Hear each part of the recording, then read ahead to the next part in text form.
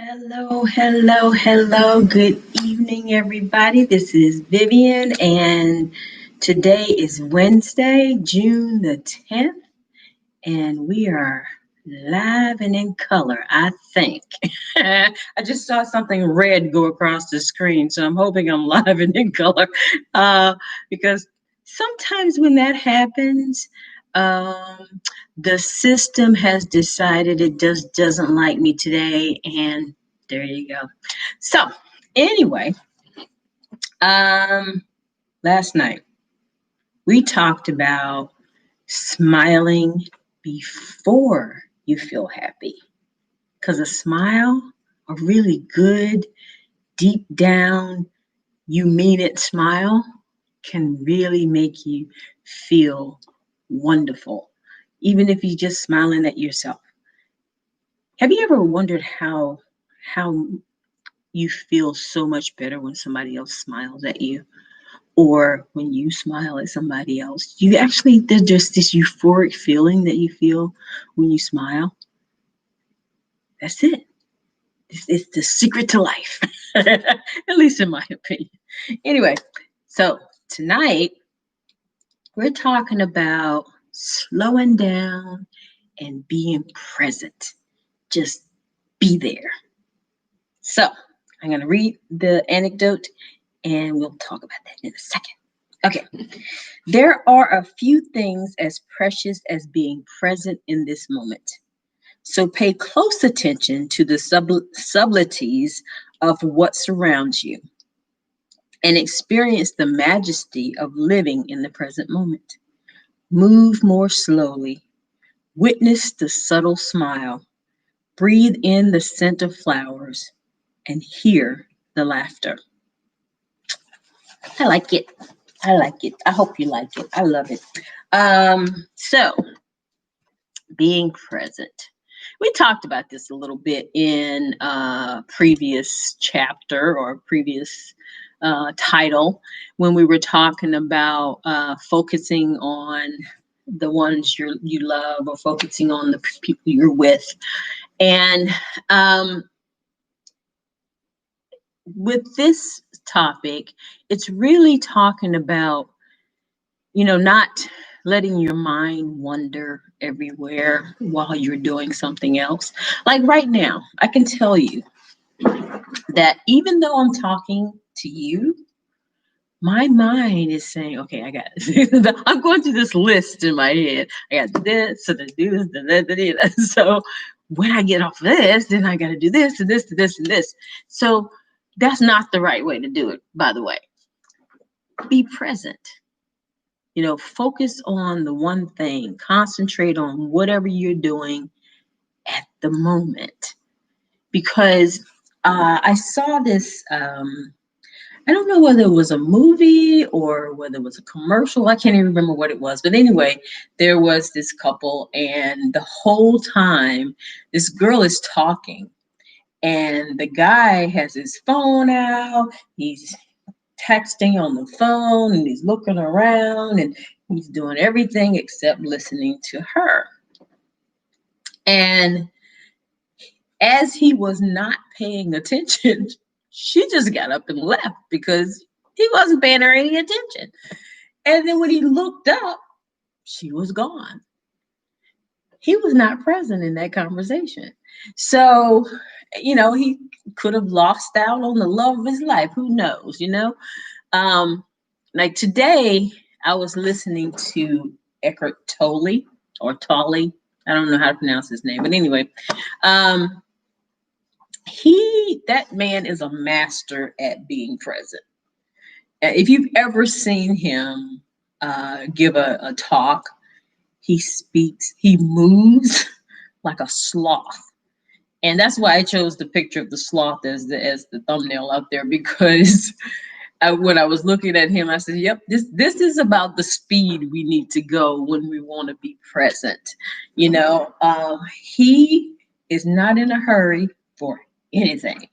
As a matter of fact, when I was watching him, he was giving a talk about being present, and for the first 5 minutes of the talk, he was silent.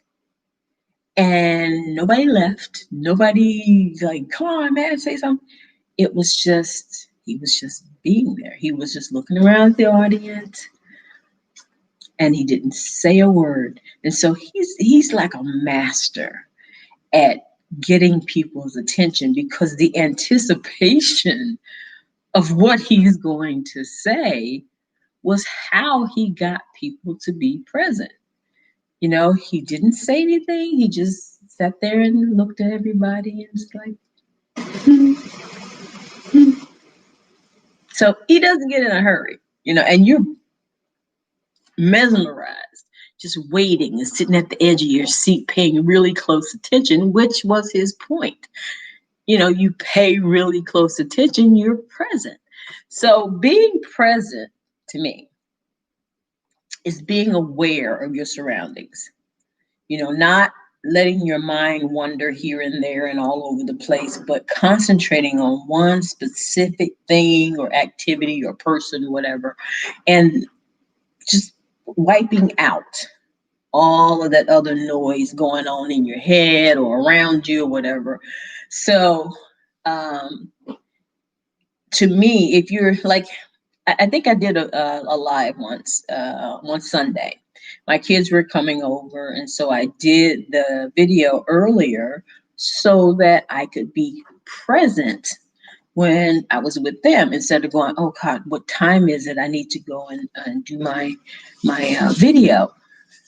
So instead of doing that, I recorded it earlier, I uploaded it, and it was all good. And we spent our time together and just be present with one another.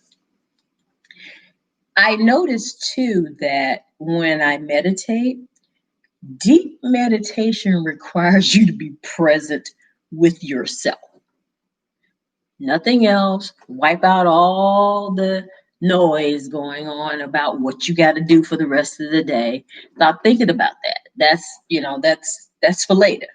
Right now, you're present with yourself. You're meditating on what it is you want to achieve, um, what it is you want, and you want to focus on that and be really laser focused.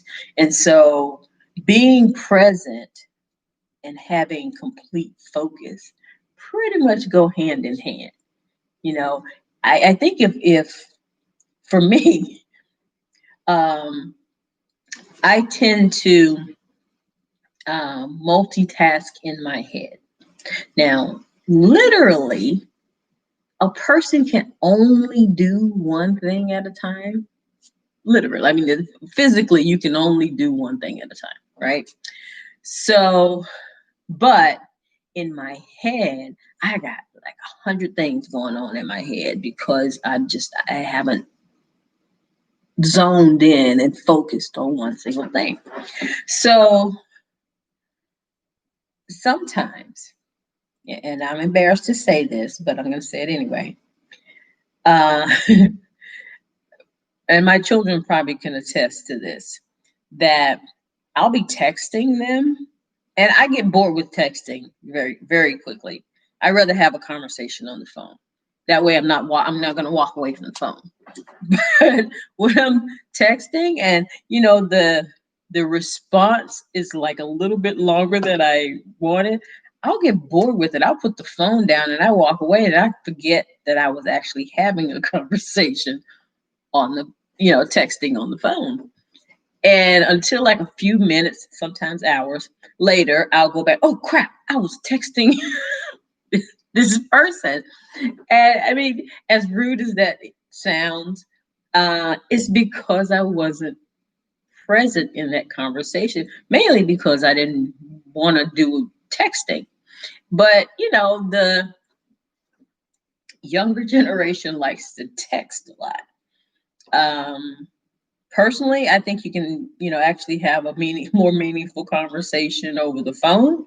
But hey, that's this generation, and so you kind of have to adjust, life to whatever's going on now. But I really rather have a conversation. That way we can ask questions, we can go back and forth, and it doesn't take all day to do it. And so sometimes I'm really not present when I'm texting. So just so you know, uh, I typically don't do that if it's, something really, really important. But also, if it's something really, really important, I don't text. I call. So, um, but you have to have, and I think to be present, you have to have a vested interest in what's going on, either with the person, with the activity, or whatever. You have to have a vested interest in that to really be focused and present with it. Now, today in today's society, we're always on the move. Everything's so fast paced, and right now we can't slow down because we got so much to do. But I think if we all just kind of slow down and really stop to smell the flowers, so to speak, that a lot of the stress and worry and all of that people have in this day and age would kind of dissipate, or at least be a lot less, because slowing down and just taking a deep breath and being aware of where you are, who you're with, what activity you're focusing on, can really amp up your productivity. And it's just being present with what you're doing. Now, my mistake sometimes is I'll have, like, if somebody were to take a picture of my computer, I can like 15, 20 tabs open at the same time. And so every once in a while, I'll click on this tab and then I'll click on that tab. I'm like, oh my God, baby, stop it. And then I'll just go to closing them, because I'll notice that I'm not present with what I'm supposed to be doing at the time. I'm distracted by all the tabs going, well, what is that one doing? Because sometimes they'll start spinning when something's going on, and then you'll get a notice. And then, yeah, so I have to turn all of that off and be present with the one thing. So I think if we do that and just turn off all the external noise, that we could get a lot more accomplished. Now, the book says to pay close attention to our surroundings. Pay attention to the grass, the trees, the atmosphere, what is happening around you, and then just pay attention to the little things in life. Like, stuff we take for granted. We walk past somebody and they smile at us. We may not even notice it because we got our minds going all over the place, and we'll miss an opportunity for a friend. Like today when I was walking, and I'll tell you about this later, but I ran into a neighbor.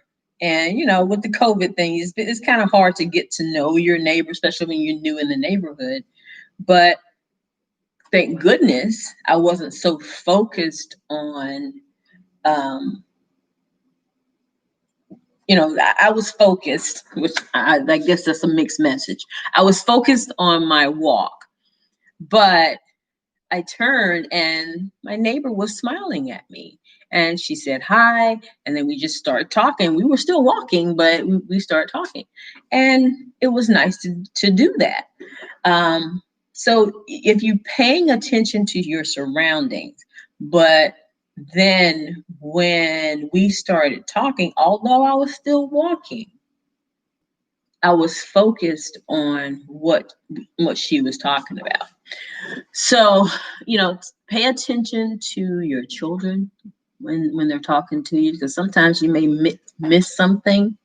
Being present with your children is really, really important, because they may be trying to tell you something. When someone reaches out in friendship, pay attention to that, because you can miss out on a wonderful friendship or a wonderful love, or you could miss out on a whole lot of things by not paying attention or not being present. One of the exercises that Eckhart Tolle was talking about was breathing. So, just taking a deep breath and then just start concentrating fully on the breathing. Because he was joking and he said, even monks, they'll when they're meditating like that, and then all of a sudden, because they are so focused on their breathing, they start falling asleep. But that's okay if you fall asleep, but you're focused. You're focused on one thing, and you're completely present in what you're doing. So let your mind concentrate on just your breath and see how calm you become, because it's freeing, when you can like clear your mind of everything and just focus on the one thing and just breathe just one thing. That's freeing to me, because I tend to focus on more than one thing, which is not a good thing. I'll just tell you, because it can be stressful to do that. But if you make a habit of saying, okay, well, this is what I'm doing today. I'm not going to be doing 15 things today. I'm going to be doing this one thing. This is the thing that I'm doing today, and start focusing on it. So anyway, I know I'm repeating myself, but just be present. Be present in the moment. Be present with life. Be present with your loved ones. Be present with your children, especially, and just notice your surroundings and concentrate. Try to concentrate more on one thing versus everything going on. Okay. All right. So I want to talk about this positivity challenge. So I told you a little bit about what happened today, but I just want to share some accomplishments. That's my positivity. I accomplished goals, So for the second night in a row, because I've been kind of listening and actually implementing what some of these gurus have been telling me about having success. So one of the success tips was to take all of your electronics and do not have them in the room when you're sleeping, because you need a restful sleep so that your mind is able to create, and you're able to concentrate better when you're well rested. But with all the electronics and blue light and all this stuff going on in your room, you're not actually able to have a restful sleep. So for the last couple of nights, I've been taking all my electronics and I plug them in a whole other room. And so I found that I am getting a more restful sleep. And so when my alarm goes off, I do still have an alarm, because I I recorded myself saying, "Are you working on your goals? If you're not, get up and get it done." So that's my alarm. So I have to get up out of my bed and go and actually get up and start doing some stuff. So I accomplished that today, and I wrote in my gratitude journal for at least 20 minutes. And then I listened to some coaching. And then today I hit another milestone. I walked 4.5 miles today. And of course, I met my new neighbor. And so for my love and good stuff folder, I just made a mental note to get to know more of my neighbors, because the one that I met was really, really nice. We actually, when we were walking, I think we walked for like 1.5 miles together, just, talking and chatting about our lives and how long we've been in the neighborhood and all that stuff. So it was very, very nice. So I hope you guys are doing something great for yourself every day, and that you will continue to take care of yourselves and make sure that you are present when you are talking to someone, or when you're focusing on something you need to do, or that you want to do. I also heard something today. Stop saying I have to, because you have a choice in everything. So I have to, it's just like one of those statements that's really not true. The only thing you have to do is die. That's it. That's not a choice. You don't have a choice in that. At some point you are going to die. But you have a choice, and so have to needs to be taken out of your vocabulary. All right. So anyway, I'm going to stop talking now because I'm going to do something else after this. I know I wasn't totally present because I was thinking about that something I need to do. Sorry. Anyway, guys, I hope you got something out of this, and that you are really taking good care of yourself. So I will see you tomorrow. But in the meantime, I wish you peace. I wish you love. And I love you guys so much. Thanks so much for watching. Please like, share, and subscribe. Have a great one. Bye-bye.